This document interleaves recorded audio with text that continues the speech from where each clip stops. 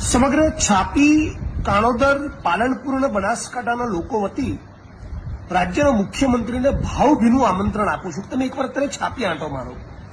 તમે જે પ્રમાણેના વિકાસની ડંફાસો મારી છે, તમે નાગરિકો માટે બહુ મૃદુ છું, સંવેદનશીલ હોવાની જે બડાસો ફૂંકી છે, એક અડધો કલાક માટે તમે છાપી પાલનપુર હાઈવે પર આવીને ઉભા રહો એટલે તમને ખબર પડે તમારે વિકાસની વાસ્તવિકતા શું છે.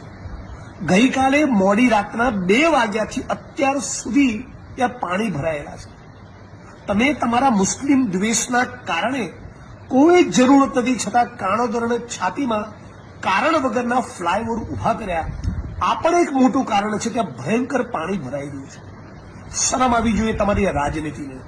આજે ત્યાં ગાડી મહેસાણા બાજુથી, અમદાવાદ મહેસાણાથી વડગામ પાલનપુર છાતી આવી રહેલા અને છેક નડાબેટથી અમદાવાદ મહેસાણા તરફ જઈ રહેલા નાગરિકો હજારોની સંખ્યામાં જે પરેશાન થયા છે એનો રાજ્યની સરકારનો કોઈ અંદાજ છે?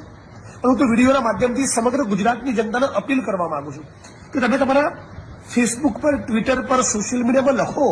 આખા ગુજરાતને ખબર પાડવી જોઈએ કે ગુજરાતના માર્ગ અને મકાન મંત્રી કોણ છે. ગુજરાતના મુખ્યમંત્રી ભૂપેન્દ્રભાઈ પટેલ એ પોતે ગુજરાતના માર્ગ અને મકાન મંત્રી છે. અને એ છતાં જે રાજ્યનો સીએમ પોતે માર્ગ અને મકાન મંત્રી હોય, એ છતાં આટલા રોડ રસ્તામાં પાણી ભરાય, આટલા રોડ રસ્તા તૂટે, શહેરમાં ભૂવા પડેલા હોય, ફ્લાયઓવર તૂટી જાય, મોટા મોટા બ્રિજ કોલેપ્સ થઈ જાય. મને લાગે છે મુખ્યમંત્રી થોડીક સંવેદના બતાવીને સમગ્ર ગુજરાતના તમારા ડિપાર્ટમેન્ટના માણસોનો કહો, આખા ગુજરાતના ખૂણે ખૂણે નીકળી જાય. આ તમે શું કરી રહ્યા છો? એક હાઈવે 15 કલાકથી બંધ હોય, પાણી 12 કલાક સુધી ભરાયેલું તમારું વહીવટી તંત્ર કરે છે શું? તમને કે શરમ આવે છે?